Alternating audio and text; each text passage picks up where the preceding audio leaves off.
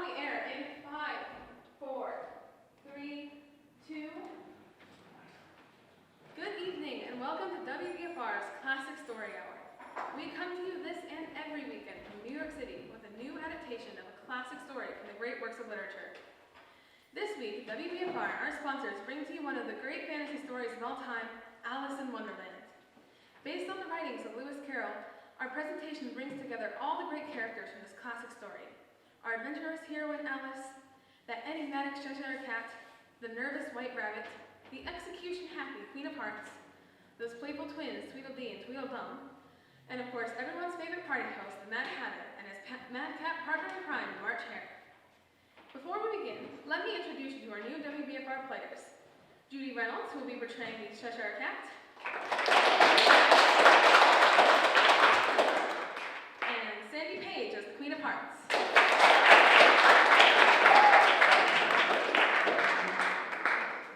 Also returning to the WBFR family, you've heard her on our weekly suspense show, Vintage Hitchcock, Miss Dorothy Clark.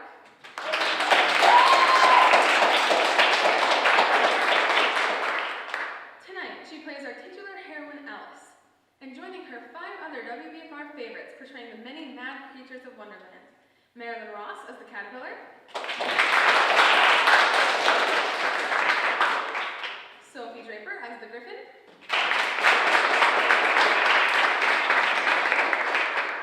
Freddie Fillmore as the white rabbit, and Jack Parker as the Mad Hatter.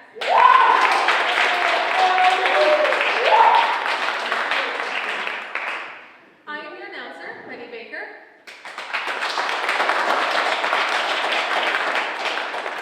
And these are the WBFR players. Now, we begin our story with our 2 narrators, one who is sweet and sympathetic, the other cynical and a little sinister. Enjoy Alice in Wonderland.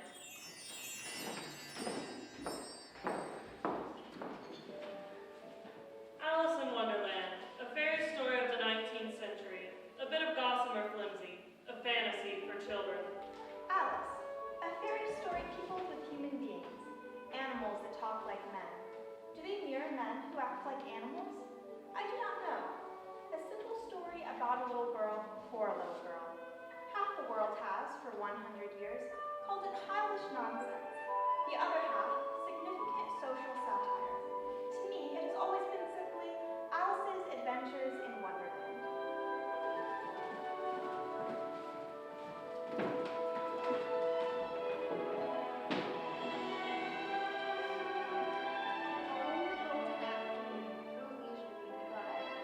Both our oars with little skill, by little arms are plied, while little hands make vain pretense our wanderings to guide. Ah, cruel dream, in such an hour, beneath such dreamy weather, to beg a tale of breath too weak to stir the tiniest feather. Yet what can one poor voice avail against 3 tongues together? Imperious Prima flashes forth her edict to begin it, and Judge their tone Secunda hopes there will be nonsense in it, while Tertian interrupts the tale not more than once a minute. Anon, to sudden silence worn, in fancy they pursue the dream child moving through a land of wonders wild and new, in friendly chat with bird or beast, and half believe it true.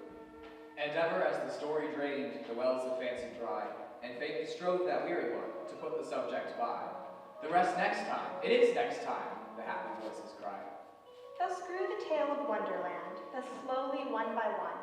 Its quaint events were hammered out, and now the tale is done, and home we steer a merry crew beneath the setting sun. Alice, a childish story take, and with a gentle hand, laid where childhood dreams are twined in memory's mystic band, like pilgrims' withered wreath of flowers plucked in a far-off land. Alice in Wonderland. Alice was beginning to get very tired of sitting by her sister on the bank and having nothing to do. Once or twice she had peeped into the book her sister was reading and said to herself, What use is a book without pictures? I still fidget so. I beg your pardon, sister, but it is so very dull today. Isn't it tea time yet? Not quite. We'll go into tea when I finish the chapter I'm reading. Why don't you go and make some daisies? Oh, it's so dreadfully hot to pick here. Daisies. Sister, look, down there in the grass, a white rabbit. Sister, look, he has a waistcoat on, and he's taking a watch out of it. Alice, what nonsense! Oh dear, I shall be late!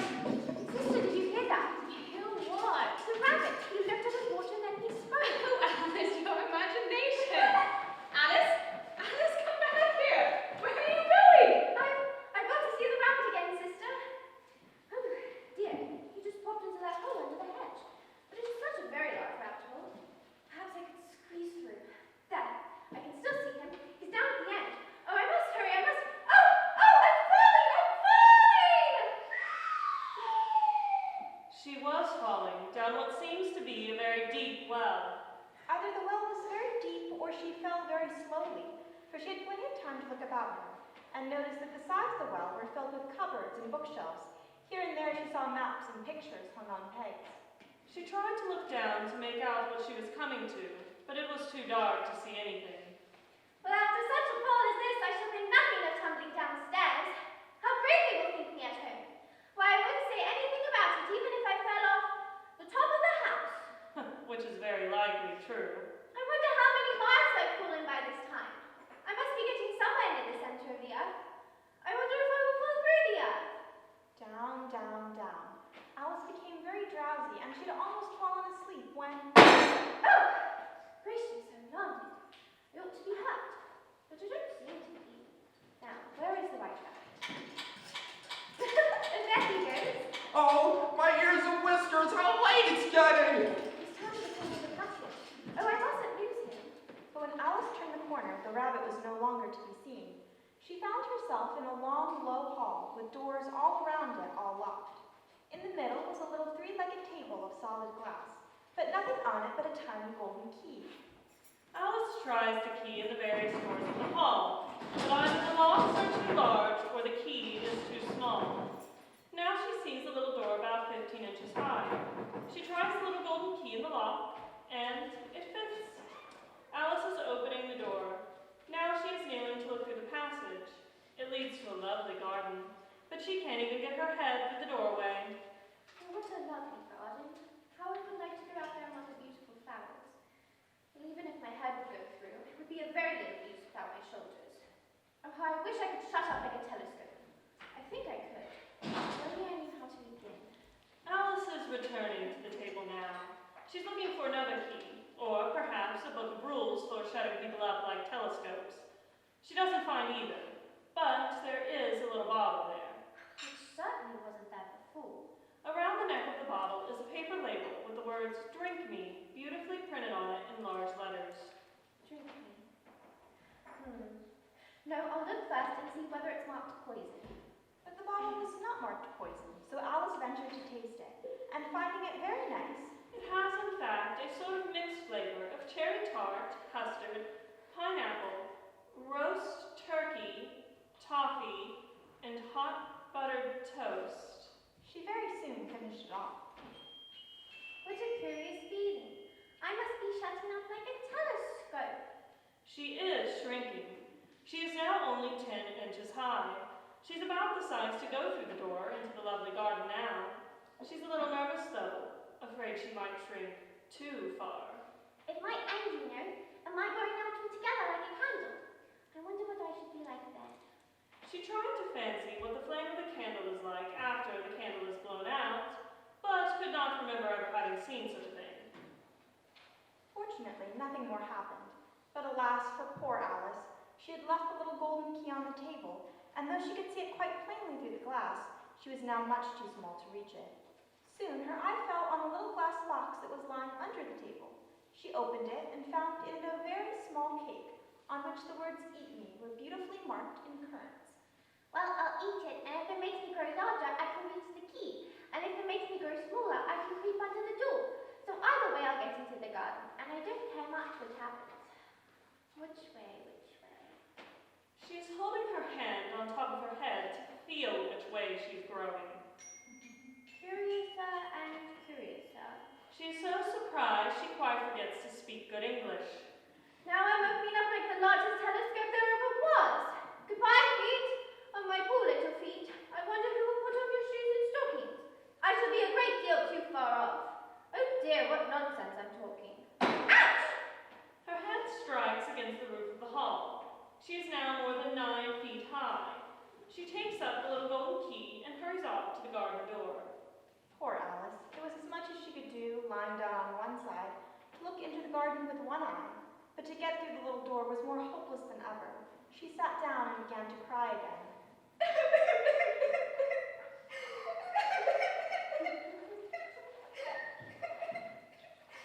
You ought to be ashamed of yourself, a great big girl like you.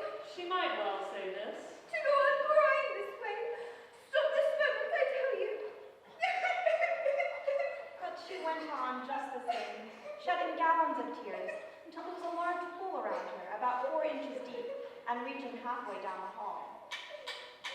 After a time, she heard a little pattering of feet in the distance, and she hastily dried her eyes till the white rabbit returned, this time splendidly dressed, with a pair of white kid gloves in one hand and a large fan in the other. He came trotting along in a great hurry, muttering to himself as he came. Oh, the Duchess, oh! Won't she be savage if I kept her waiting? If you please, sir.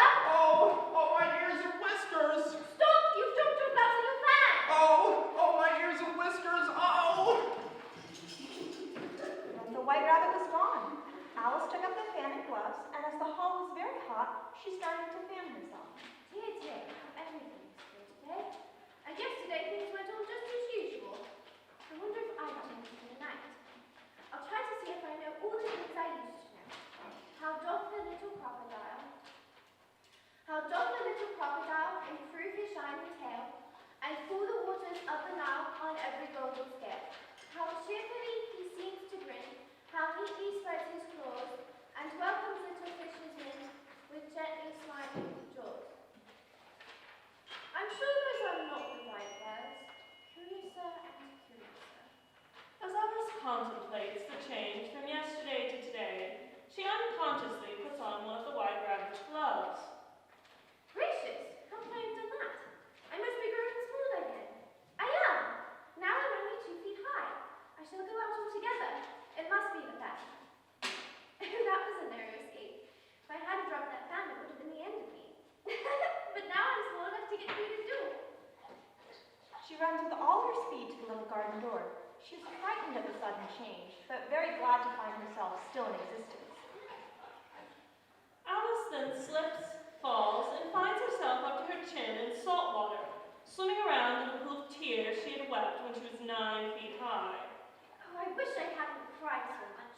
I shall be punished for it now, I suppose, by being drowned in my own tears. That would be a queer thing to be sure. How everything is queer today. Just then, she heard something splashing about in the pool a little way off. Oh, what a fearful racket! It must at least be a walrus or a hippopotamus. Oh no, I've forgotten how small I've grown. It's only a mouse. But it is bigger than I am. Would it be of any use to speak to this mouse? Everything is so out of the way down here. I suppose there is no harm in trying. Oh, mouse, do you know the way out of this pool? I'm getting very tired of swimming about here. Oh, mouse! Perhaps it doesn't understand English. I dare say it's a French mouse. Come over with William the Conqueror. Oui, est ma chat? The first sentence in Alice's French book, translation, "Where's my cat?" The mouse doesn't like the reference in English or in French. Oh, I beg your pardon. I quite forgot you didn't like cats. Not like cats? Would you like cats if you were me? Well, perhaps not. Don't be angry about it, but I do wish I could show you our cat, Dinah. I think you would take a fancy to cats if you could only see her. She's such a quiet thing, and such a capital one for catching mice. Oh, I do beg your pardon. We won't talk about it anymore if you'd rather not. Well, indeed, that I would talk on such a subject. Our family always hated cats. Nasty, low, vulgar things. Don't ever let me hear their name again. I won't indeed. I promise. Are you fond of dogs? There is such a nice dog near our house. I should like to show you. It will fetch things when you throw them, and sit up and beg for its dinner. It belongs to a farmer, you know. He says it's so useful, it's worth £100. He says it kills all the rats and... Oh dear! Please don't speak of dogs. I'm afraid I've offended it again. Mouse, dear, do come back, and we won't talk Very well then. Let us go to the shore and I'll tell you my history, and you'll understand why it is I hate cats and dogs. It was high time to go, for the pool was getting quite crowded with the birds and animals that had fallen into it. There was a duck, and a dodo, a lory, and an eaglet, and several other curious creatures. Alice led the way, and the whole party swam ashore. They are indeed a queer-looking party as they assemble on the bank. The birds with draggled feathers, the animals with their fur clinging closely to them, and all dripping wet, cross, and uncomfortable. The first question, of course, is how to get dry again, and an argument quickly ensues.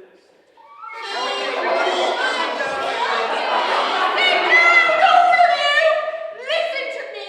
I'll make you dry enough. Are you ready? This is the driest thing I know. Silence all around, if you please. They all sat down at once in a large ring with the mouse in the middle. The mouse, a person of authority among them, quieted the crowd. Alice keeps her eyes anxiously on the mouse, for she felt sure she would catch a bad cold if she did not get dry very soon.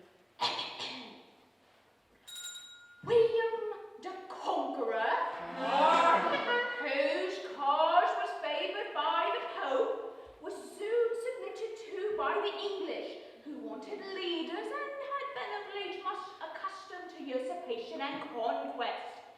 Edwin and Morcar, the Earls of Mercia and Northumbria. Beg your pardon? Did you speak? Not I. Thought you did. I proceed. Edwin and Morcar, the Earls of Mercia and Northumbria, declared for him, and even Steigen, the patriotic Archbishop of Canterbury, found it advisable. Found what? Found it. Of course you know what it means. I know what it means well enough. When I find a thing, it's generally a frog or a worm. The question is, what did the Archbishop find? Found it advisable to go with Edgar Atheling to meet William and offer him the crown. William's conduct was at first moderate, but the insolence of his movements. Alice, how are you getting on, my dear? As wet as ever. It doesn't seem to dry me at all. In that case, I move that the meeting adjourn for the immediate adoption of more energetic remedies. Speaks English. I don't know the meaning of half those long words. What's more, I don't believe you either. What I was going to say is that if you really want to get dry, then the best way is a caucus race. A caucus race? What is a caucus race? Why, the only way to explain it is to do it. And as you might want to try the fingers off someone today, I will tell you how the dodo managed it. First, it marked out a race course in a sort of a circle, though it said the exact shape didn't matter. And then everybody was placed along with boys here and there. There was no 1, 2, 3 and away, but they began running when they liked and left off when they liked, so that it was not easy to know when the race was over. However, when they had been running half an hour or so, the dodo suddenly called out, The race is over. Who's won? Just a minute, just a minute. Let me think. Everybody has won, and all must have prizes. Prizes? Who is to give the prizes? Yeah, come on, say something. Why, she, of course. Me? Yes, you. Prizes for all. Prizes, prizes, prizes. Alice had no idea what to do, and in despair she put her hand in her pocket and pulled out a box of candy. lucky the salt water had not got into it. And she handed them around as prizes. There was exactly one apiece all around. But she must have a prize herself, you know. Yes, a prize for the girl. Of course, of course. What else have you got in your pockets, little girl? Only a thimble. Well, hand it over here. Yes.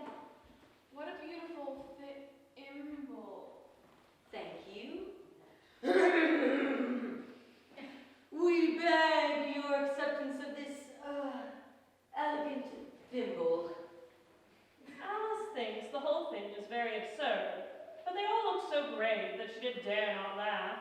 And if she could think of nothing to say, she simply bowed and took the thimble, looking as solemn as she could. Hip, hip. Hooray! Hip, hip. Hooray! Hip, hip. Hooray! And now while the heat of rising, I can't be mine as a thimble. You're lucky. This is terrible. I'm stupid! Help! Help, I'm choking! Here, Sophie, put his back, put his back. I thank you! I thank you! I can't taste mine, it's too small. I'm sorry. It's the best I could do. I don't know what's wrong with everyone else. Mine was very tasty. When that was over at last, they sat back down in the ring and begged the mouse to tell them more. Oh, Mouse, you promised, you know, Promise? Promise what? to tell me your history and why you hate C's and D's. Oh my little long and sad tail! Oh, woe is me! I can see it's a long tail of a mouse, but why is it sad? Alice then looks on in wonder as the mouse proceeds to read his tale, tossing it over his shoulder as he goes. Fury said to the mouse that he met in the house, "Let us both go to the law. I will prosecute you. Come, I'll take no denial. We must have a trial. Really, this morning I've nothing to do." Said the mouse to the cur, "Such a trial, dear sir. Without jury or judge would be wasting our breath." "I'll be judge, I'll be jury," said the cunning old Fury. "I'll try the whole cause and condemn you to death." You're not attending! I beg your pardon. You have got the fifth bend, I think. I did not. I'm not. Oh, do let me help you undo I it. should do nothing of the sort. You insult me by talking such nonsense. Oh, I really meant nothing. But you're so easily offended, you know. I am afraid, I am very much afraid that you are a waste of time. Oh, please come back and finish your story. Where are you going? Oh, what a pity you wouldn't stay. I wish our Dinah was here. She'd soon fetch it back. And who is Dinah, if I might venture to ask the question? Dinah's our cat, and she's a capital one for catching mice. And oh, I wish you could see her after the birds. Look at it, and Who would eat birds? I wish I had mentioned Dinah. Nobody seems to like her down here. And I'm sure she's the best cat in the world. No, my poor Dinah. I wonder if she'll ever see you anymore.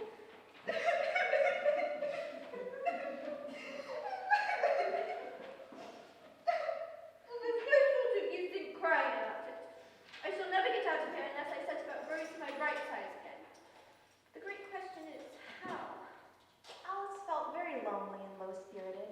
Then she heard a little pattering of footsteps in the distance, and she looked up eagerly, hoping that the mouse had changed his mind and was coming back to finish his story.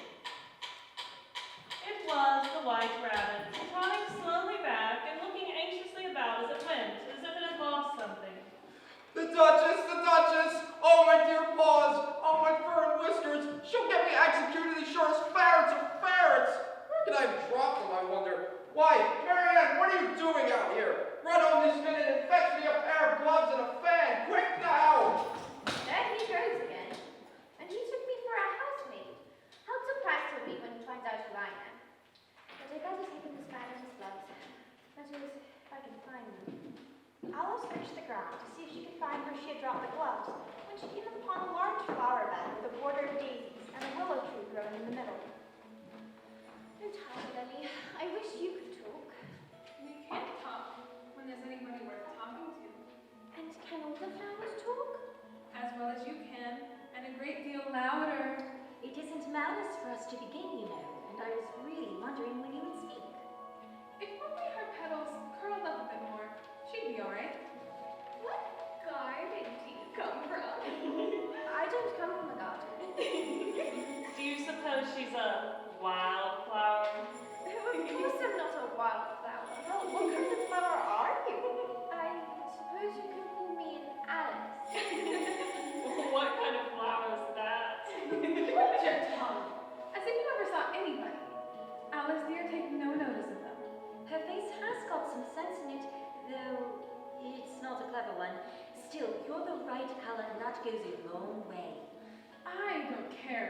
color. Aren't you sometimes frightened at being planted out here, with nobody to take care of you? Well, there's a tree in the middle, and what else is it good for? What if danger came? It says bow wow. That's why its branches are called bowels. Didn't you know that? Silence! I heard one of you. They know I couldn't get to them, or they wouldn't dare to do it. Never mind. If you don't hold your tongues, I'll pick you. That's right. The daisies are the worst of all. When one speaks, they all begin together, and it's enough to make one wither to hear the way they go on. How is it you can talk so nicely? I've been in many gardens before, but none of the flowers can talk. In most gardens, they make the beds too soft, so the flowers are always asleep. I've never thought of that before. I dare say you don't think. I never saw anyone who looked stupider. Well, I think she's lovely. I don't think I've seen an Alice blossom like that before. I don't think I've seen an Alice before. I don't think she's a flower at all. Well, frankly, I'm not a flower. Not a flower? Oh no, it couldn't be. She's a weed. Silence, girls, silence! Unable to explain herself to such a bunch of busybodies with no manners, and wishing she was her full size so she could pluck them out one by one, Alice continued on. Suddenly, she noticed a large mushroom growing near her, about the same height as herself, and on top of it, a large blue caterpillar was sitting, with his arms folded, quietly smoking a long hookah. The caterpillar took his languid time about noticing Alice.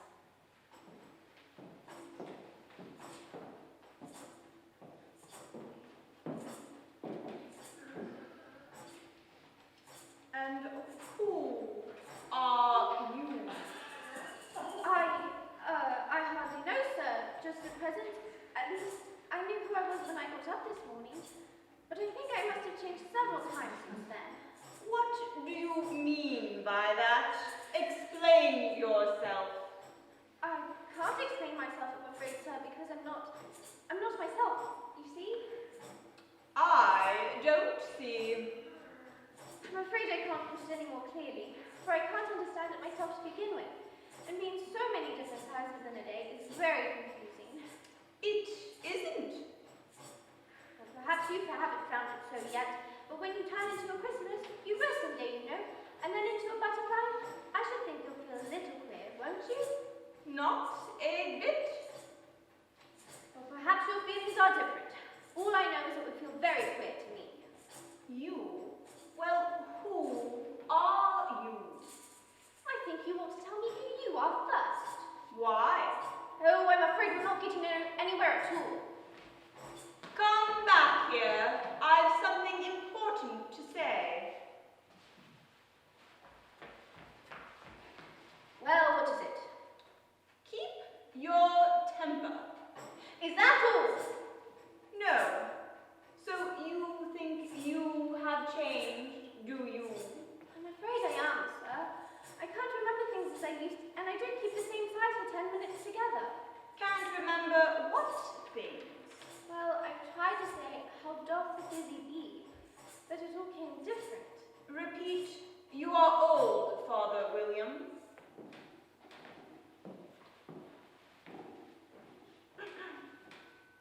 You are old, Father William, the young man said, and your hair has become very white.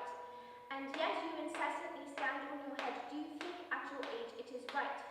In my youth, Father William replied to his son, I feared it might enter the brain. But now I am perfectly sure I have known why I do it again and again. You are old, said I, youth, as I mentioned before, and have grown most uncommonly fat. Yet you turned back somersault in at the door, pray what is the reason for that? In my youth, said his father, I took the law and argued each case with my wife. And the muscular strength which it gave to my jaw has lasted the rest of my life. You are old, said the youth, one would hardly suppose that your eye was as steady as ever. Yet you balanced an eel at the end of your nose. What made you so awfully clever? That is not said right. Not quite right. I'm afraid some of the words have got altered. It is wrong from beginning to end. What size do you want to be? Oh, I'm not particular to size. Only one doesn't like to be changed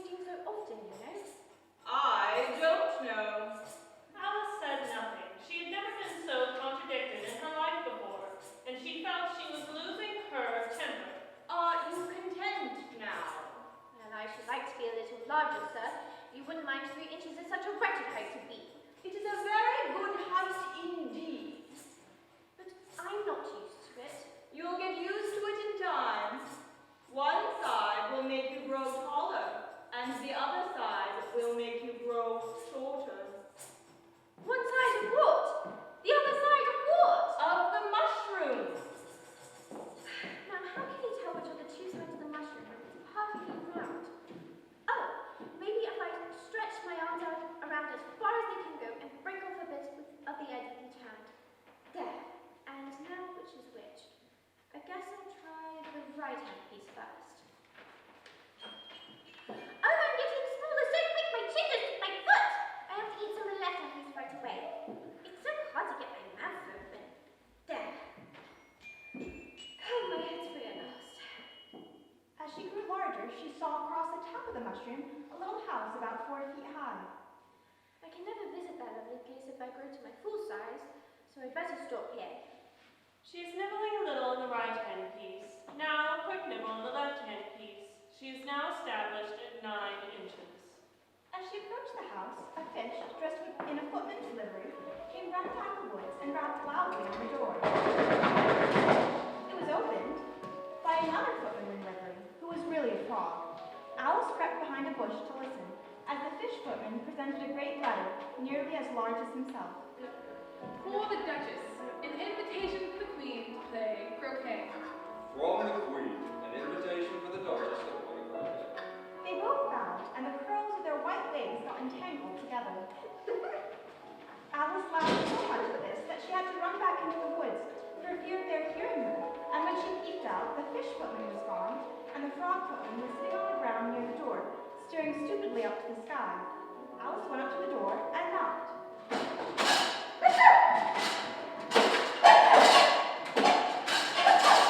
There's no sort of use in knocking, and that for 2 reasons. First, because I'm on the same side of the door as you are, and second, because I'm making so much noise inside that no one can possibly hear you. Please then, how am I to get in? There might be some sense in your knocking if we had the door between us. For instance, if you were inside, you might knock and I might let you out, you know. But how am I to get in? I shall sit here till tomorrow, or the next day maybe. How am I to get in? Are you to get in at all? That's the first question, you know. It's really dreadful the way all you creatures argue. It's enough to drive one crazy. I shall sit here on and off for days and days. But what am I to do? Anything you like. There's no use talking to him. I'll go in anyway. This leads into a large kitchen. It is full of smoke. The Duchess is sitting on a green-legged stool nursing a baby.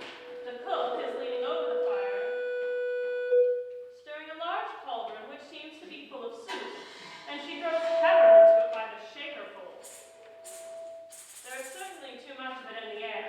The only things in the kitchen that do not sneeze are the cook and a large cat sitting on the hearth, grinning from ear to ear. There's certainly too much pepper in that soup.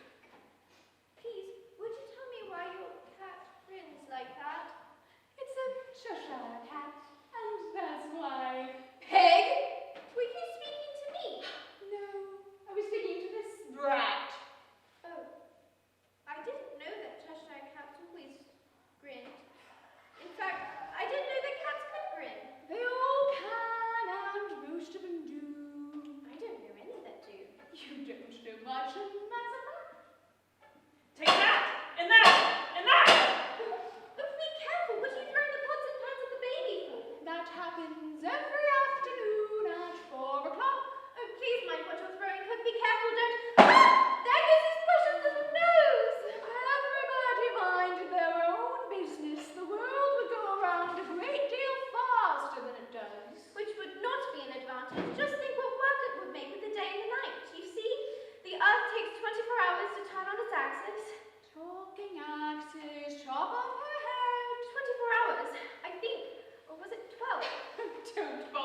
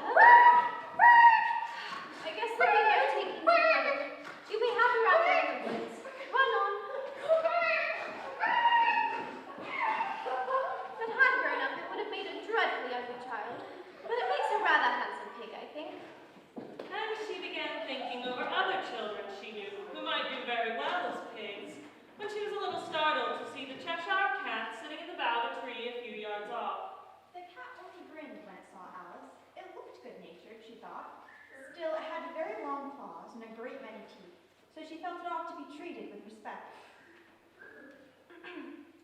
Hello, Cheshire Puss. Round. Would you tell me, please, which way I ought to go from here? That depends a good deal upon where you want to get to. Oh, I don't care where. Then it doesn't matter which way you go. So long as I get somewhere. Oh, you are sure to do that if only you walk long enough. Alice felt sure this could not be denied, so she tried another question. What sort of people live round here?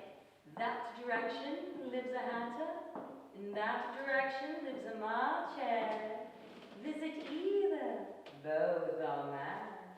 But I don't want to go among mad people. Oh, you can't help that.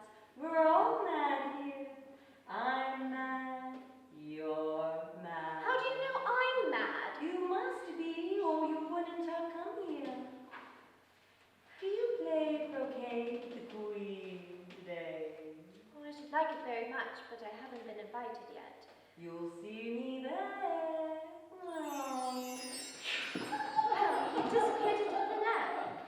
No, here he comes back. Round. By the by, what became of the baby? I nearly forgot to ask. It turned into a pig. I wish you wouldn't keep appearing inventions so suddenly. You make one quite giddy. I always thought it would. Round. I wonder if he's disappeared for good now. Well, who shall I go to visit? Round. Did you say pig or pig? I said pig. All right. Round. This time it vanished quite slowly, beginning with the end of the tail and ending with a grin, which remained some time after the rest of it had gone. Well, I've often seen a cat without a grin, but a grin without a cat. It's the most curious thing I ever saw in my life.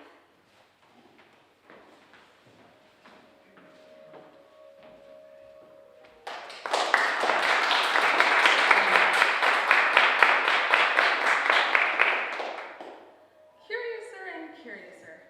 And so ends the first half of WBFR's dramatization of Alice in Wonderland. When we come back after a 10-minute intermission, we will present the second half of this immortal classic. Who will Alice meet next? Will she ever catch up to the White Rabbit? Will she ever find her way out of the wood? Will Lewis Carroll ever tire of puns? Find out when we return.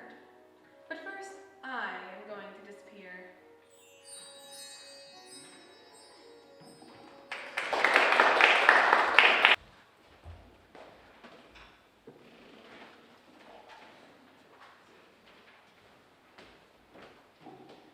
Welcome back to the second half of WBFR's Alice in Wonderland. But before we return to Wonderland, we need to pay our bills here in New York City.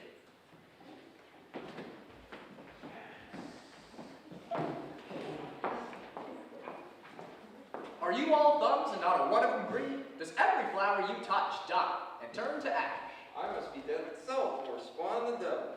Does your flower garden resemble a mass grave? The ladies of the Apostles' Flower League won't even look at me in church. I wish they were a mass grave. Sounds like you could use a visit from the flower care professionals of Alice in Wonderland Landscaping Company. Flower care professionals, what can they do? All my flowers are corpses. I'm glad you asked, little buddy. Using state-of-the-art pigmented brush-on resins as well as space-age adhesives, the flower doctors of Alice in Wonderland Landscaping Company will take your huddled masses of deceased flowers, the wretched refuse of your garden, your tempest-tossed blossoms, and make them shine so brightly you'd think your eyes were dying of joy. Ouch, my eyes. These bright flowers are burning with life. Thanks, Alice in Wonderland Landscaping Company. No matter how dead, no matter how long dead, Alice in Wonderland Landscaping Company's flower artists will deliver your garden from the abyss of your ineptitude. Your tiger lilies will roar again. Your geraniums, strong as titanium. Your daisies, alive till the end of daisies. Never again will your crocuses croak. Your asters, everlasters. Your lilacs, never dilacs. And your roses will be as red as the stripes of your patriotism. It's a miracle. I haven't watered my flowers in years and they look great. My mother-in-law won't even speak to me. Thanks, Alice in Wonderland Landscaping Company. Alice in Wonderland Landscaping Company thanks you for letting us put the EPA-approved power back in your flowers. We'll paint your blues, take away your green. Alice in Wonderland Landscaping Company, that is for the weak.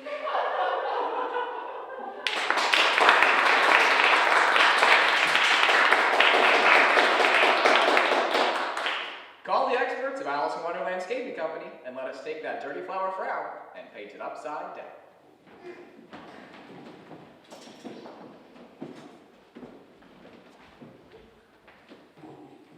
Wasn't that delightfully subversive? Now back to Act 2 of Alice in Wonderland, where we get to visit a never-ending mad tea party, watch the queen execute her most intense croquet game of all time, hear the mock turtle's sad story, slowly dance the lobster quadrille, and be a part of the exciting climax when all of Wonderland attends a trial to determine who stole the tarts. But first, a quick recap.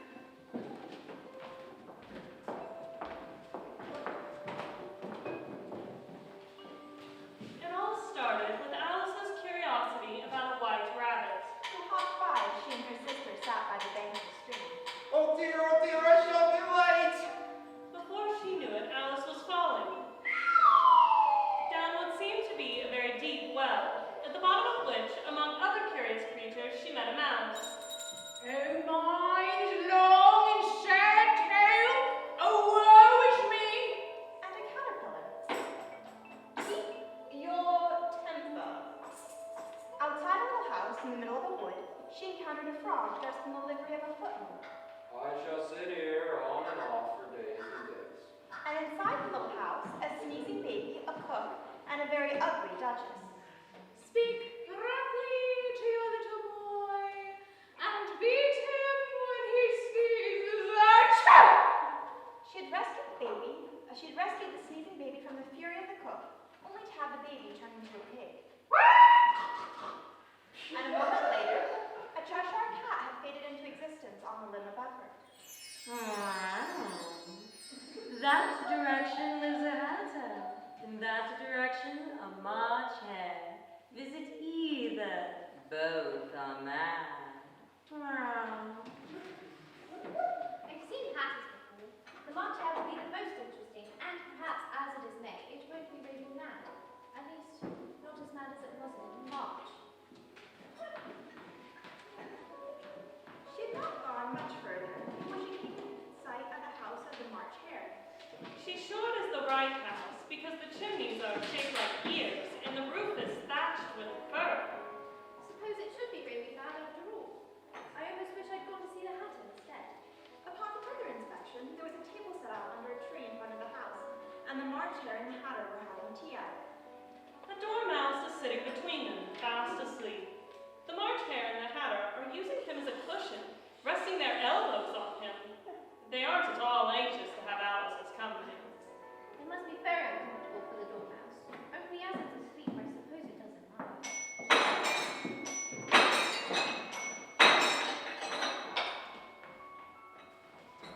No room. No room. No room. There's plenty of room. I'm going to sit down here. Have some wine. I did see the wine, March hare. There isn't anything. Then it wasn't very simple for you to offer it. But it wasn't very civil of you to sit down without being invited. I didn't know it was your table and saved for a great many more than 3. Your hair wants cutting. Oh, you should know not to make such personal remarks, Hatter. It's very rude. Move on.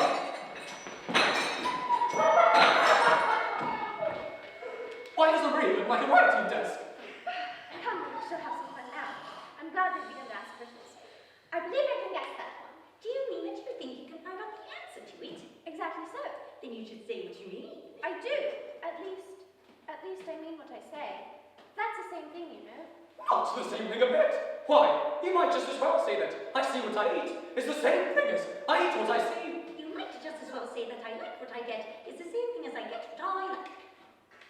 Ooh, you might as well just say that I breathe when I sleep is the same thing as I sleep when I breathe. Oh, it is the same thing for you, Dormouse. I must answer that riddle before they forget it. Now let me see. Why is it written like a writing desk? Raven writing history. What day of the month is it? The, 4th. This watch is 2 days wrong. I told you butter wouldn't suit the works. It was the very best butter. Yes, but some breadcrumbs must have got in as well. You shouldn't have put it with the bread knife. But it was the best butter. Let me dip it into tea. It might wash the crumbs out. Oh, what a funny watch. It tells the day of the month, it doesn't tell what o'clock it is. Why should it? Does your watch tell you what year it is? Of course not, but that's because it stays the same year for such a long time together. Which is just the case with mine. I don't quite understand you. The dormouse is asleep again. Wake up, dormouse! Of course, just what I was going to remark myself. Have you guessed the riddle yet? No, I give up. What's the answer? I haven't the slightest idea. Nor I. I think you might do something better with the time than wasting it and asking riddles that have no answers. Ah, if you knew time as well as I do, you wouldn't talk about wasting it. It's him. I don't know what you mean. Of course you don't. I dare say you never even spent the time. Perhaps not, but I know I have to beat time when I learn to use it. Ah, that accounts for it. He won't stand beating. I know. Now, if you only kept on good terms with him, he'd do most anything you liked with the clock. For instance, suppose it were 9 o'clock in the morning, just time to begin lessons. You'd only have to whisper a hint to time, and round goes the clock in a twinkling. 1:30, time for dinner. I only wish it was. That would be grand, certainly, but then I shouldn't be hungry for it, you know? Not at first, perhaps, but you could keep it to 1:30, for as long as you liked. Is that the way you manage? Not I, he, time. And I quarreled last March, just before he, the March hare, went bad, you know. Wake up, dormouse!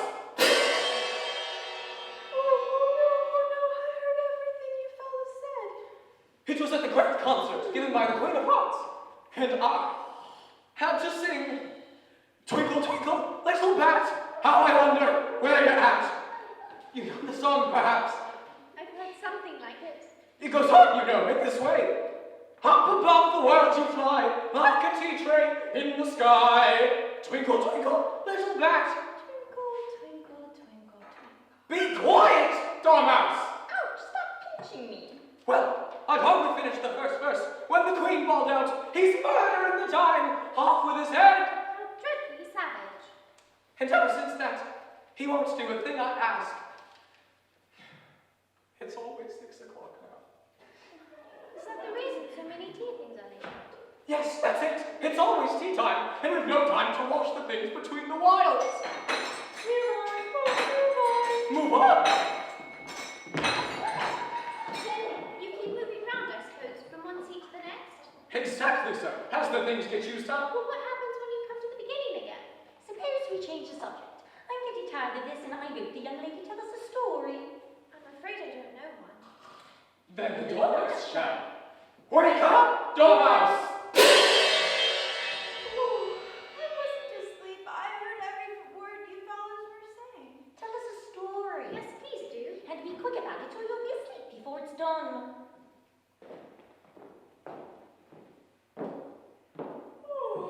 Once upon a time, there were 3 little sisters, and their names were Elsie, Lacey, Tilly, and they lived at the bottom of a well. What did they live on? They lived on treacle, They couldn't have done that, you know. They'd have been ill. so they were very ill. But why did they live at the bottom of the well? Take some more tea. I've had nothing yet, so I can't take more. You mean you can't take less? And it's very easy to take more than nothing. Nobody asked your opinion. Who's making personal remarks now? Why did they live at the bottom of the well? It was a treacle well. There's no such... If you can't be civil, you'd better finish the story yourself. Oh, no, please go on. I won't interrupt again. I dare say there may be one. One indeed.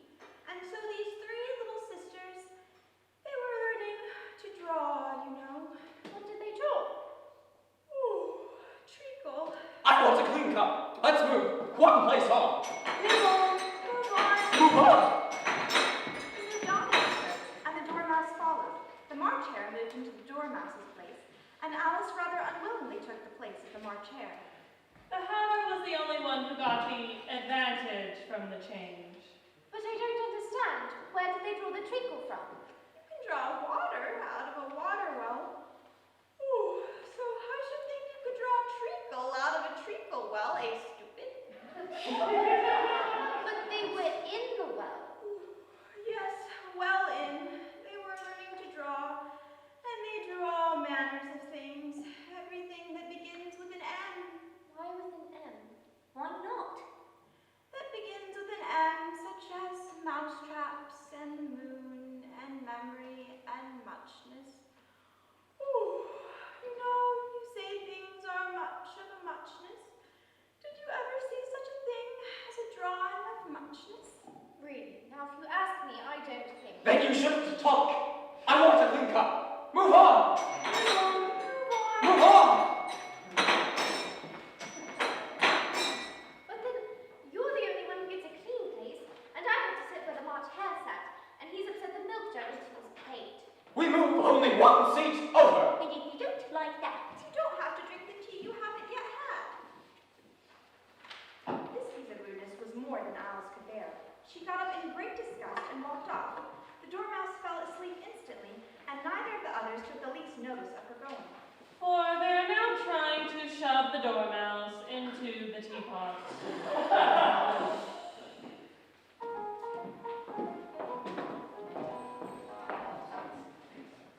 She went on and on a long way, but whenever the road divided, there were sure to be two finger posts pointing the same way, one marked to Tweedledum's house, and the other to the house of Tweedledee.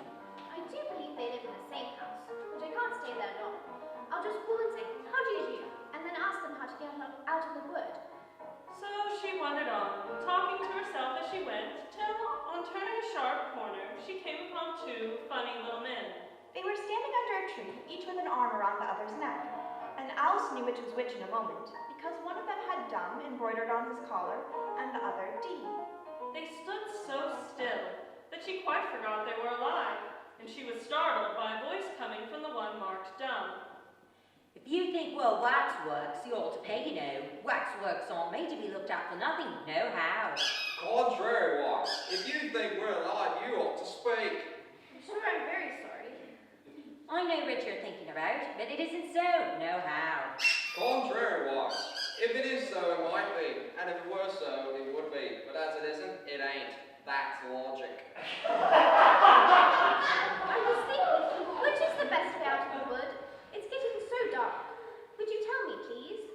But the men only looked at each other and grinned. They looked so exactly like a couple of great schoolboys that Alice couldn't help pointing her finger at Tweedledum. First boy, No how. next boy. Contrariwise. You've been wrong. The first thing in a visit is to say, how do you do, and shake hands.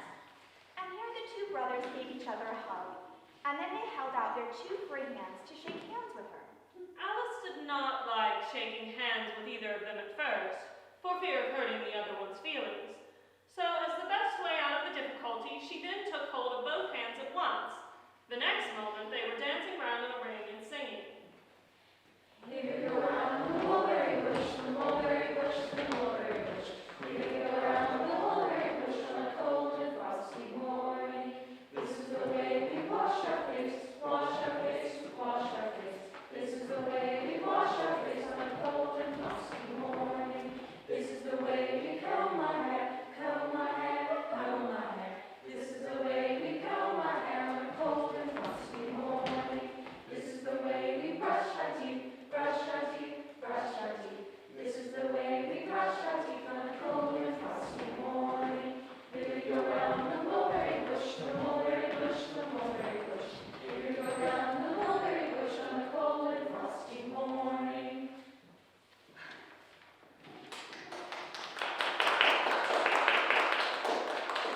4 times round is enough for one dance.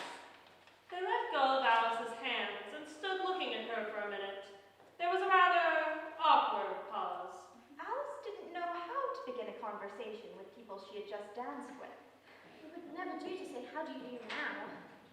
We seem to have got beyond that somehow. I hope you're not much tired. No how. Thank you very much for asking. So much obliged. Alice, remembering she needed out of the wood, Now, would you please tell me how to... You don't know, Tree. Yes, pretty well. Some poetry, but... What shall we repeat to her? The Walrus and the Carpenter. That's the longest. If it is very long, would you tell me, please, how to get to... The sun was shining on the sea. Shining with all his might. He did his very best to make, The billows smooth and bright. and this was all Because it was the middle of the night. The Walrus and the Carpenter were walking close at hand. They wept like anything to see such quantities of sand. If this were only cleared away, They said, it would be grand. Oh, oysters, come and walk with us, the Walrus did beseech. A pleasant walk, a pleasant talk, along the briny beach. We cannot do with more than 4 to give a hand to each. The eldest oyster looked at him, but never a word he said. The eldest oyster winked his eye and shook his heavy head, meaning to say he did not choose to leave the oyster bed. But 4 oysters hurried up, all eager for their treat. Their coats were brushed, their faces washed, their shoes were clean and neat. And this was odd, because, you know, they hadn't any feet. 4 other oysters followed them, and yet another 4, and thick and fast they came at last, and more and more and more, all hopping through the frothy waves and scrambling to the shore. The Walrus and the Carpenter walked on a mile or so, and then they rested on a rock conveniently low, and all the little oysters stood and waited in a row. The time has come, the Walrus said, to talk of many things, of shoes and ships and the sealing wax, of cabbages and kings. And why the sea was boiling hot, and whether pigs have wings. A loaf of bread, the Walrus said, is what we chiefly need. Pepper and vinegar, besides, are very good indeed.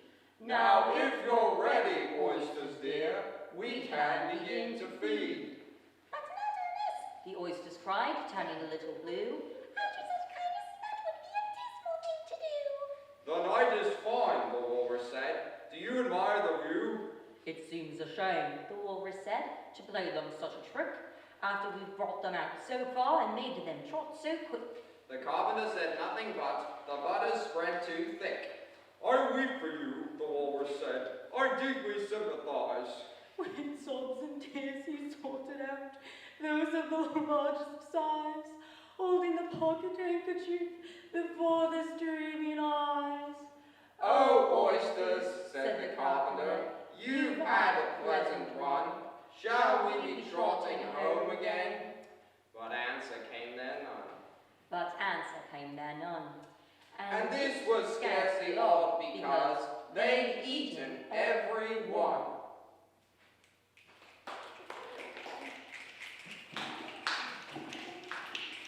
I like the Walrus best because you see he was a little sorry for the poor oysters. He ate more than the Carpenter, though. You see, he held his handkerchief in front so that the Carpenter couldn't count how many he took, contrariwise. That was me. Then I like the Carpenter best if he didn't eat so many as the Walrus. But he ate as many as he could get. Well, they were both very unpleasant characters. At any rate, I'd better be getting out of this wood, for really it's getting very late. Do you think it's going to rain? No, I don't think it is. At least not under here. No how. But it may rain outside? It may if it chooses, we've no objections, contrariwise. Such things. We must have a fight. I am very brave generally. Only today I have a headache. And I've got a toothache. I'm far worse off than you.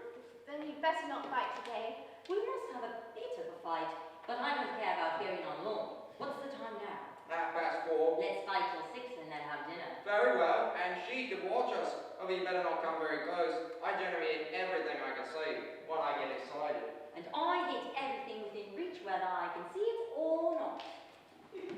Alice took this opportunity to break away from the situation and head out again. Never had she spoken with 2 such contrary creatures.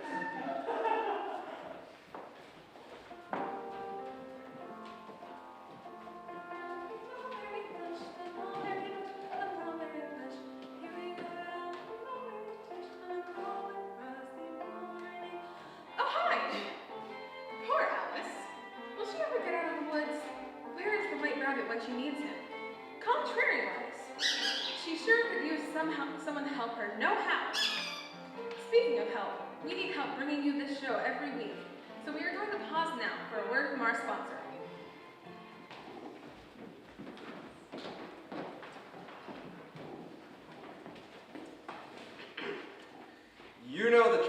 story. You've heard it 1,000 times. Open casket, closed mouth. I just wanted to see Ronnie smile again. He had such a beautiful smile. What did he? Was Ronnie's smile truly beautiful? Be honest now. No comment. And you, sir, did you truly want to see Ronnie smile again? Is that how you want to remember him? That smile bronzed by the sinister flames of sugar, coffee, cigarettes, and neglect? Those dental marshmallows toasted to a nice urine gold? Well, no. Of course not. Ronnie had a bad case of what we at Cheshire Cat Memorial Dental Care call Wonderland. Could we have done more for his teeth? Of course. There's always more you can do for the dead. We, the dentists and hygienists at Cheshire Cat Memorial Dental Care, expertly remove the plaque and stains accumulated over a lifetime of sloth and negligence. When we present Uncle Archibald's upgraded grin, you'll think the pearly gates are located in his mouth. Is Uncle Archibald in hell? Or in hell? Good question, little child. What does his smile tell you? Heaven? Either way, what a smile. Pop quiz, ladies and gentlemen. Once the body liquefies in the ground, what remains? Love. The shoes. Wrong! What about you, young pup? What part of little cousin Jaden is going to last forever? The teeth!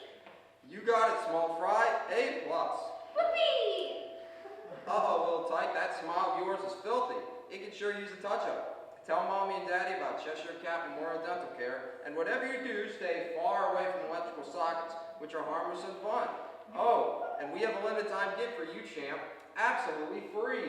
Nifty, thanks, mister. A metal fork! You're welcome, son. Cheshire Cat Memorial Dental Care will do whatever it takes to make your smile shine last forever. Twinkle, twinkle, pearly whites, though I'm dead, my teeth are bright.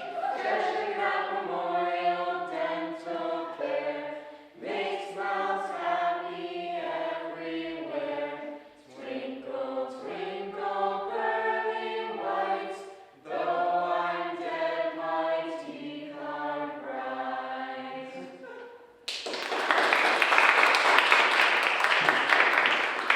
That's Cheshire Cat Memorial Dental Care. Greet death with a smile.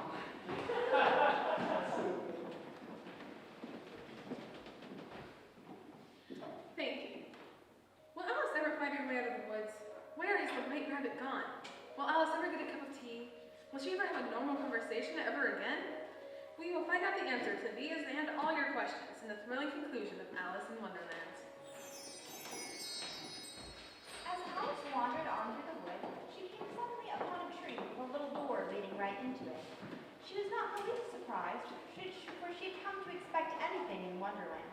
So she quickly opened the door and entered, to find herself at last among the bright flower beds and the cool fountains of a beautiful garden. The one she had first seen through the little door in the hall. A large rose tree stood near the entrance of the garden. The roses growing on it were white.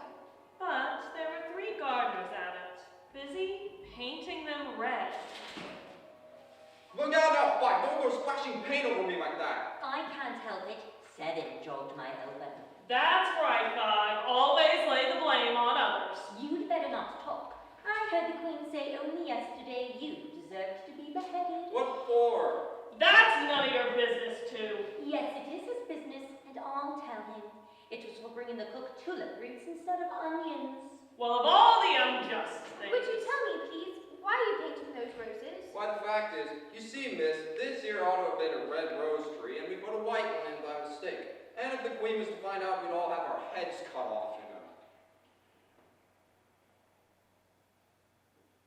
The Queen is coming!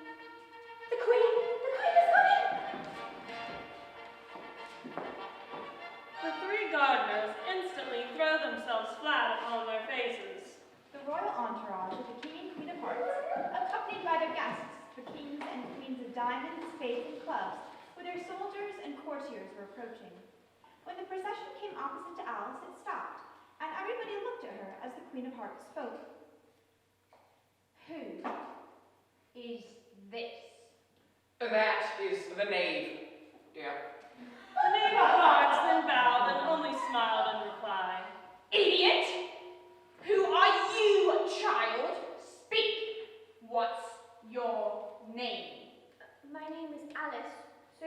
Majesty. Alice. They're only a pack of cards, after all. I needn't be afraid of them. And who are these? Well, how should I know? It's no business of mine. Off with their head! Off with their head! Nonsense! Consider, my dear, she's only a child. She has a head, King. But my dear consort. Mind your own. Oh. Yes, my dear. Turn it over, get up, stop bowing! You make me giddy. What have you been doing here? Please, Your Majesty, we're trying. I see. Off with their heads. Open the procession. Come then, for the present, child, you may keep your head. That's dreadfully kind of you. Alice joined the procession, wondering what would happen next. It's a very fine day. Very. Where is the Duchess? Hush, hush. She's under sentence of execution. What for? Did you say what a pity? No, I didn't. I don't think it's at all a pity. I said what for? She boxed the Queen's ears. Oh, hush. The Queen will hear you. You see, she came rather late, and the Queen said... Get your places!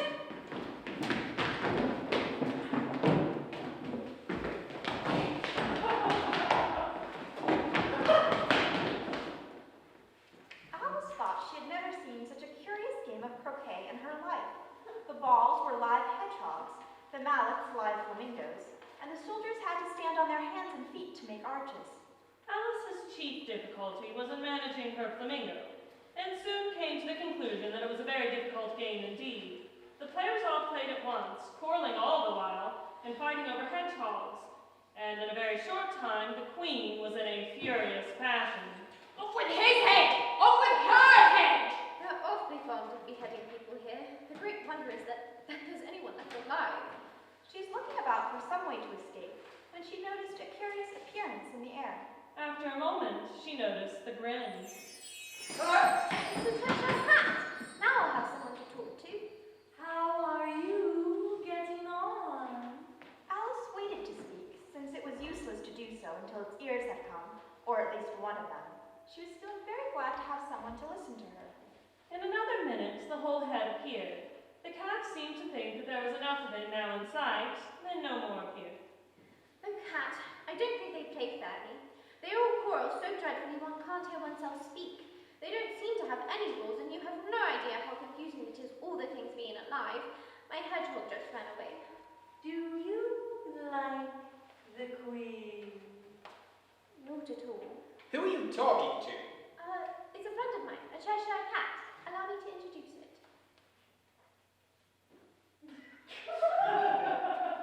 I don't like the look of it at all. However, it may kiss my hand if it likes. I'd rather not. Don't be embarrassed. Don't look at me like that. The cat may look at a king. Well, it must be removed. My dear, I wish you'd have this cat removed. Off with its head! I'll fetch the executioner myself. A large crowd collected around the cat, the croquet game now forgotten, and a dispute ensued between the executioner, the king, and the queen, who were all talking at once, while the rest were quite silent. The executioner's argument was that you couldn't cut off a head unless it had a body. The king's that anything that had a head could be beheaded. The queen's that if something wasn't done about it in less than no time, she'd have everybody executed. The cat belongs to the Duchess. You'd better ask her about it. She's in prison. Fetch her here. The cat's head began to fade away the moment the executioner was gone, and by the time he had come back with the Duchess, it had entirely disappeared. So the king and the executioner ran wildly looking for it, and the rest went back to the game. You can't think how glad I am to see you again, you dear old thing. You're thinking about something, my dear. That makes you forget to talk. I can't tell just now what the moral of it is, but I shall remember it in a bit. Perhaps it hasn't one. Tut, tut, child. Everything's got a moral if you can find it. Game's going better now. Just so. And the moral of that is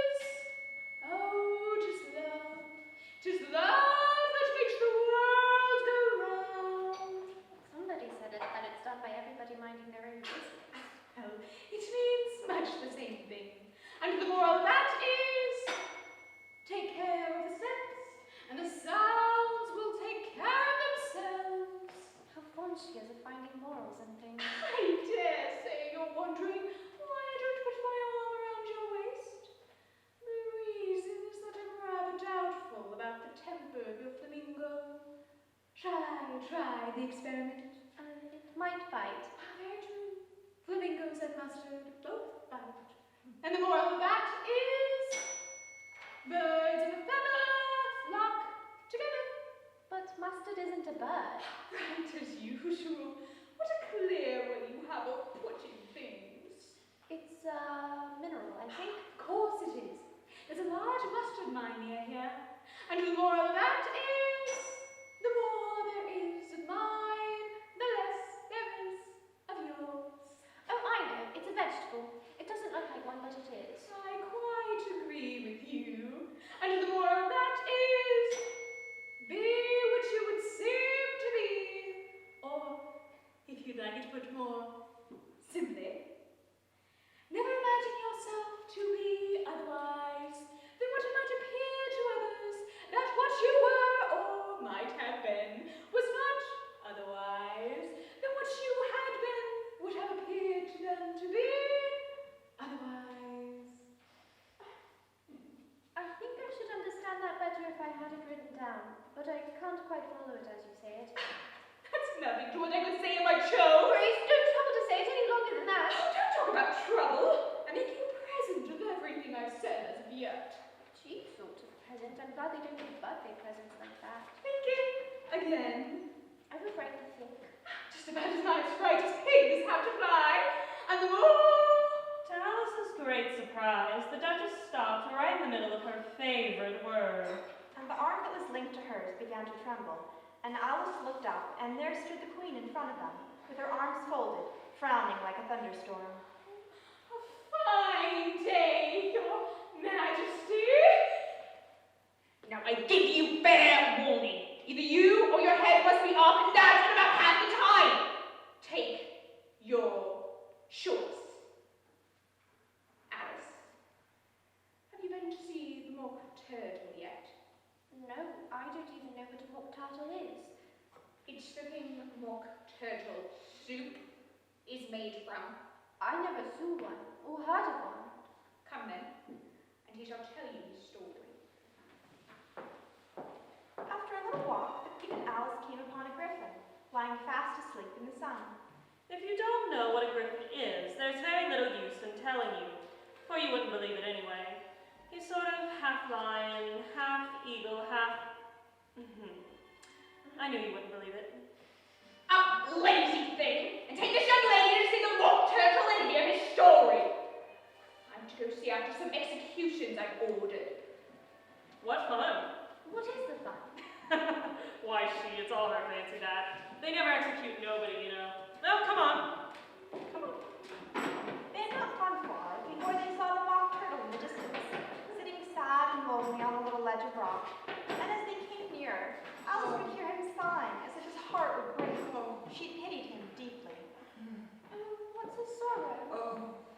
It's all his fancy, that. He hasn't got no sorrow, you know. This here young lady, she wants to know your history, she do.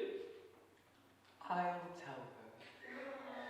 Sit down, both of you, and don't speak a word till I've finished.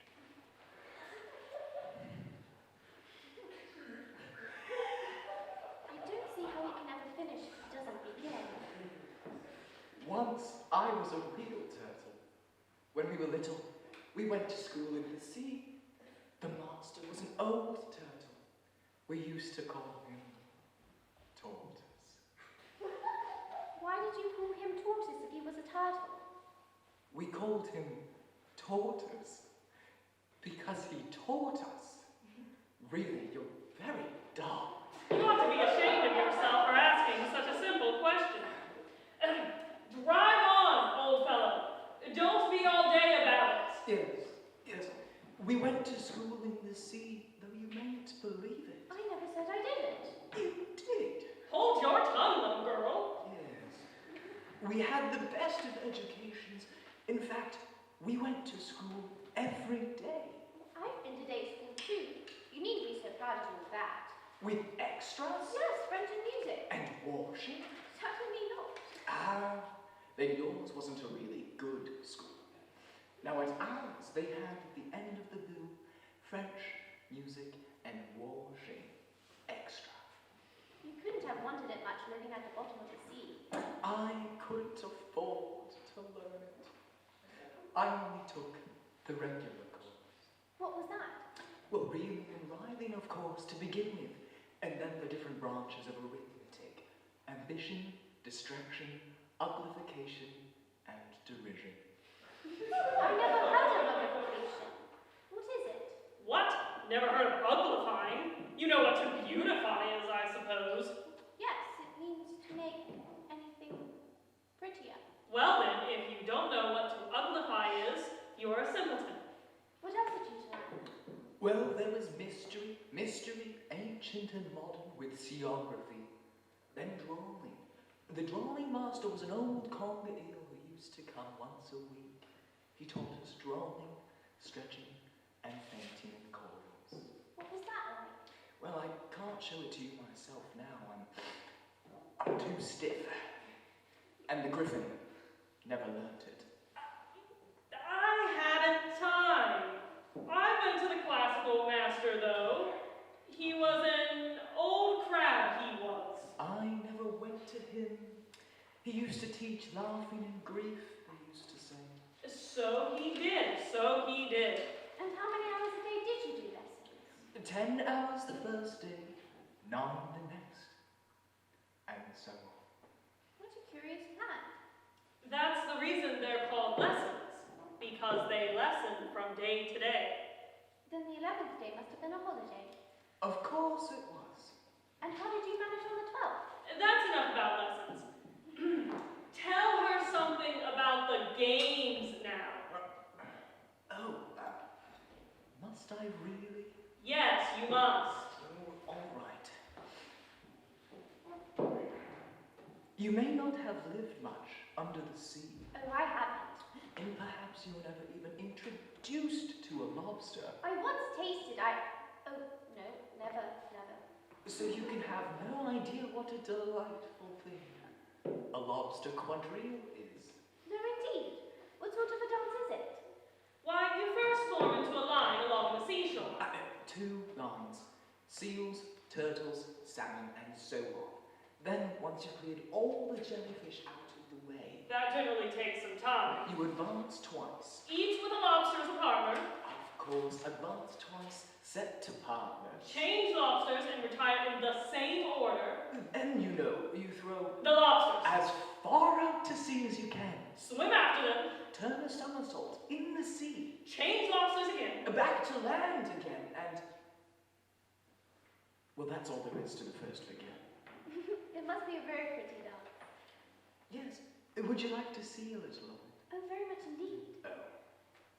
Come, let's try the first figure. Griffin, we can do it without the lobsters, you know. Which shall sing? You sing. I've forgotten the words. They began solemnly dancing round and round corners, every now and then treading on their toes when they passed too close, and waving their forepaws to mark the time while the mock turtle sang.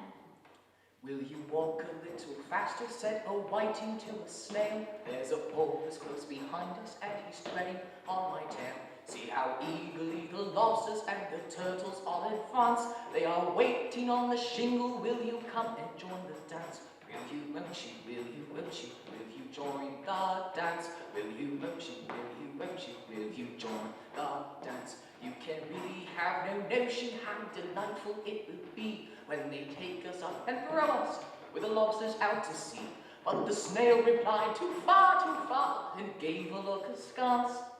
Said he thanked the whiting kindly, but he would not join the dance. Would not, could not, would not, could not, would not join the dance. Would not, could not, would not, could not, would not join the dance.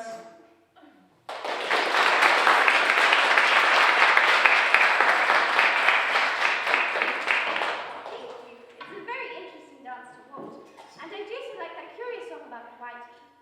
But if I'd been queen, I'd have said to the porpoise, keep back, please, we don't want you with us. They were obliged to have him with them. No wise fish would go anywhere without a porpoise. Wouldn't it really? Of course not. Why, if a fish were to come to me and tell me he was going on a journey, I should say, With what purpose? Don't you mean purpose? I mean what I say. Shall we try another figure of the lobster quadrille?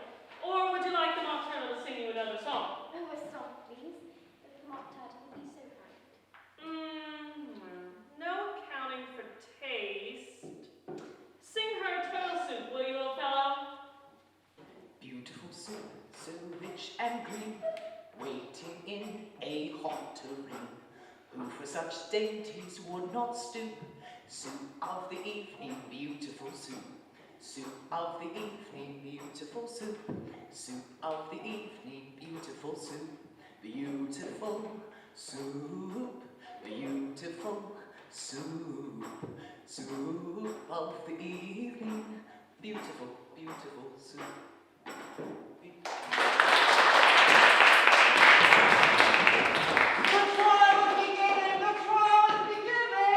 Well, come on, it's time to go to the trial. What trial? Come on. And the griffin grabbed Alice by the hand and hurried her off without waiting for the end of the mock turtle song. By the time Alice and the griffin had arrived at the courtroom, a great crowd had assembled there, all sorts of little birds and beasts, as well as the whole pack of hearts. The knaves stood before the court in chains. The white rabbit, dressed in the livery of a herald, was near the throne where the king and queen of hearts were sitting. The king is also the judge, by the way, and he is wearing his crown over his wig. He does not look at all comfortable, and it certainly isn't becoming. In the very middle of the court on a table was a large dish of tarts. It made Alice hungry to look at them. I wish they'd get the trial done and hand down the refreshments. No chance of that. Them tarts is what this trial's all about. What are the jurors writing on their slates for? They can't have anything to put down yet before the trial is done. They're writing down their names for fear they shall forget them before the end of the trial. Stupid things? Why, they're all writing stupid things on their slates. And look, several of them can't spell it correctly. Silence in the court!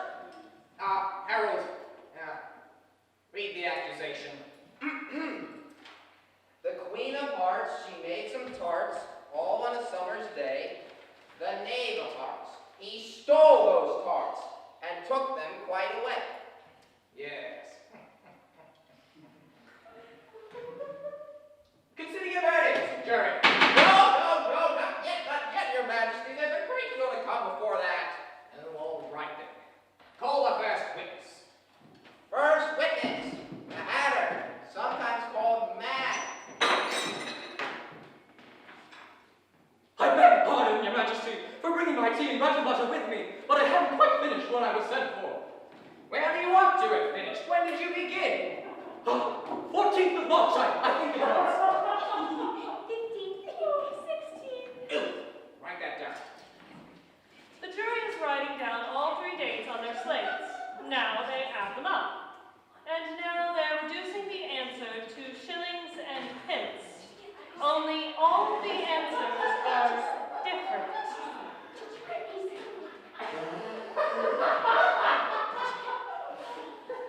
Take off your hat. It isn't mine.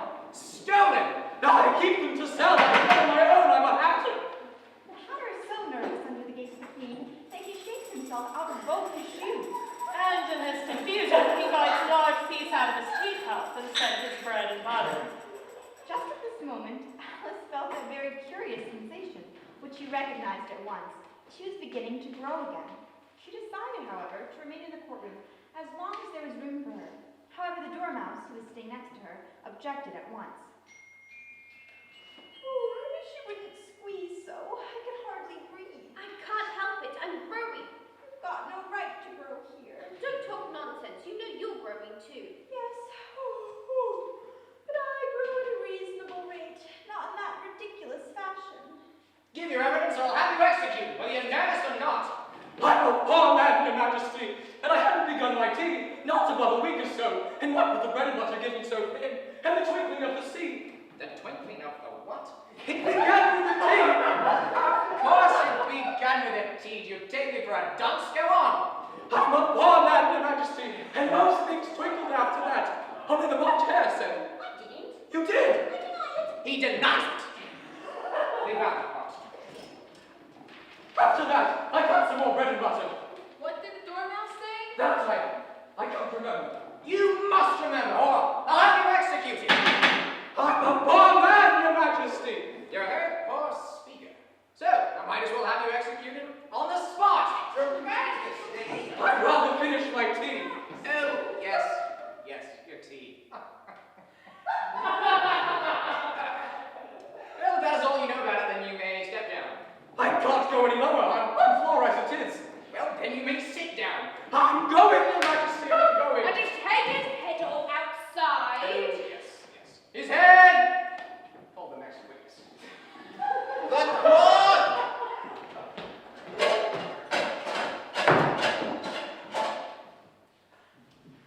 Give your evidence. Shan't. Oh, all right. Your Majesty, you must cross-examine this witness. Well, if I must, I must. What are tarts made of? Pepper, mostly. Oh, treacle. Call out the dormouse, behead the dormouse, turn the dormouse out of court. Suppress him, pinch him, open his whiskers. For some minutes, the court was in confusion, getting the dormouse turned out. And by the time they had settled down again, the cook had disappeared. Never mind. Call the next witness. Really, my dear, you must cross-examine the next witness. It quite makes my forehead ache. Move on. Alice! What? Me? Yes, you! Alice, quite forgetting in the flurry of the moment how large she'd grown in the last few minutes. She jumped up in a hurry and upset all the jurymen onto the heads of the crowd below. Order the court! Well, what do you know about this business, eh? Nothing. Nothing whatever. Nothing whatever. Oh, that's very important. Unimportant, you actually means important. Unimportant, of course. Important. Some of the jury writes important and some unimportant. But it doesn't really matter a bit. Silence! I read from the rule book. Rule 42. All persons more than a mile high will leave the court. I am not a mile high. And yes, you are. Nearly 2 miles high. See? Well, I shan't go at any rate. Besides, that's not a regular rule. You invented it just now. Well, it's the oldest rule in the book. Then it ought to be number 1.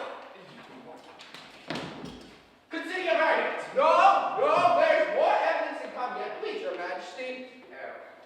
This paper has just been picked up. What's in it? I haven't opened it yet, but it seems to be a letter written by the prisoner to somebody. Well, it must have been that. The letter was written to nobody, which isn't at all usual, you know. Who was it directed to? It isn't directed at all. In fact, there's nothing written on the outside.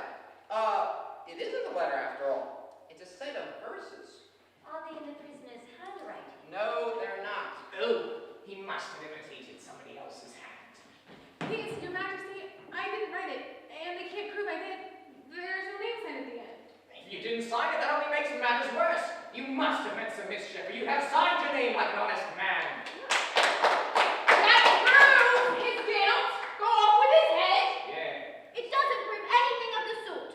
Why, you didn't even know what the verse was all about. Oh. Read that. Where shall I begin, please, Your Majesty? Begin anywhere. And stop, though. Whatever you like. They told me you had been to her and mentioned me to him. She gave me a good character, but said I could not swim. He sent them word I had not gone. You know it to be true. If she should push the matter on, what would become of you? I gave her 1, they gave him 2, you gave us 3 or more. They all returned from him to you, though they were mine before. If I or she should chance to be involved in this affair, he trusts to you to set them free, exactly as we were. My notion was that you had been, before she had this fit, an obstacle that came between him and ourselves and it. Don't let him know that she liked them best, for this must ever be a secret kept from all the rest between yourself and me. Ha! I think that's about enough, Your Majesty. Oh, that's the most important piece of evidence we've heard yet. So, now let the jury consider. I don't believe there's an atom of meaning in it. She doesn't believe there's an atom of meaning in it. Well, if there's no meaning in it, Alice, that saves us a world of trouble, you know, as we need to try to find it. And yet, I don't know. I seem to find some meaning here. Said I could not swim. You can't swim, can you, Nate? Do I look like it? I am made entirely of cardboard. She's made entirely of cardboard. She certainly doesn't. Well, all right, so far. Now, continue. We know it to be true. Well, that's the joke, of course. If she should push the matter on, that must be the queen. What would become of you? Yes, what, indeed. I gave her one. They gave him two. Why, that must be what he did with the tarts, you know. But it goes on. They all returned from him to you. Well, there they are. And so they are. The tarts are on the table. Nothing can be clearer than that, eh? No! Then again, before she had this fit. You never had fits, did you, my dear Consul? Never. Off with somebody's, anybody's head. Then the words don't fit you.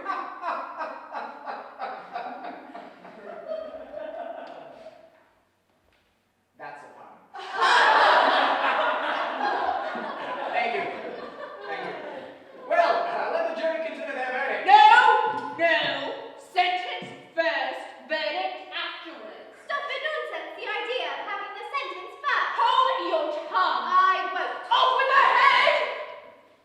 But nobody moves, for Alice, who is now her full size, is much too large for them to try and do anything about it. Who cares for you? You're nothing but a pack of cards. At this, the whole pack rose up into the air and came flying down upon her. She gave little screams, half of fright, half of anger, and tried to beat them off.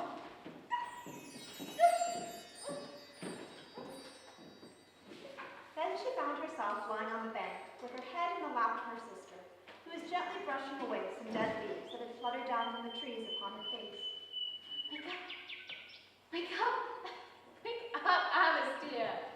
Why, what a long sleep you had. Oh, sister. I've had such a curious dream.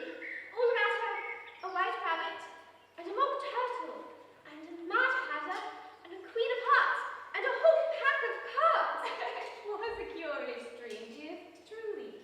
But now, running to your feet. It's getting late. So Alice got up and ran off, thinking to herself what a wonderful dream it had been. It's not hard to imagine an older Alice, gathering about her little children and sharing with them the simple and loving heart of her childhood.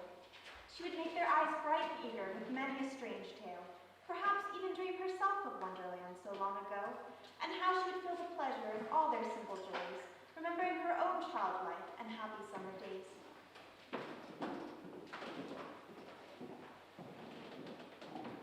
A boat beneath the sunny sky, lingering onward dreamily in an evening of July.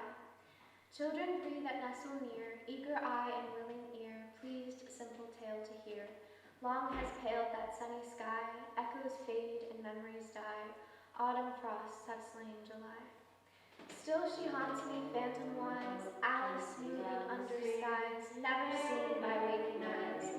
Children yet the tale to hear, eager eye and willing ear, lovingly shall nestle near, in a wonderland they lie, dreaming as the days go by, dreaming as the summers die, ever drifting down the stream, lingering in the golden green. Life, what is but a dream?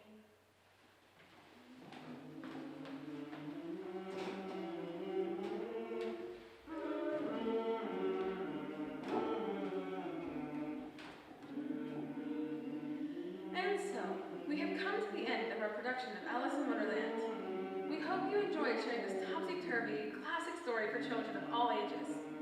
Tune in March 11th to 13th for WBFR's Classic Story Hours adaptation of Treasure Island, the beloved classic tale of adventure on the open sea. It is betrayal, survival, and cheese? Good night.